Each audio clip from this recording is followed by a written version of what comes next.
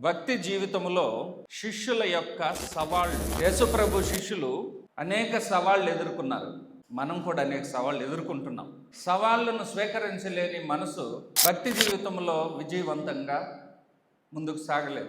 సవాళ్లను అధిగమించలేని ఓ భక్తుడు తన భక్తిని యథార్థతలో నిలుపుకోలేడు. కష్టం వస్తే కూలిపోతే నువ్వు నిలబడేది ఎప్పుడు? ఇంకా నొప్పి తగిలితే పారిపోతే నీకు గెలుపు ఎప్పుడు వస్తుంది?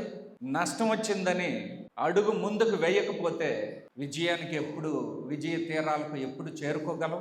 శ్రీ సోదరి సోదరుడా, నువ్వు దేవునిలోనికి వచ్చిన తర్వాత, రక్షణ నువ్వు పొందిన తర్వాత ముందు నీకు జీవితం ఉన్నదని దేవుడు చెప్పి, ఆ జీవితంలో నువ్వు జాగ్రత్తగా మసలుకోకపోతే, నామమాత్రంగా విశ్వాసాన్ని కలిగి ఉంటే, లేదా నీకు ఇష్టం వచ్చినట్లు విశ్వాసాన్ని మార్పు నీకు ఇష్టం వచ్చినట్టు చేసుకుంటే నువ్వు చెడిపోయేదానికి అవకాశాలు ఎక్కువగా ఉన్నాయి.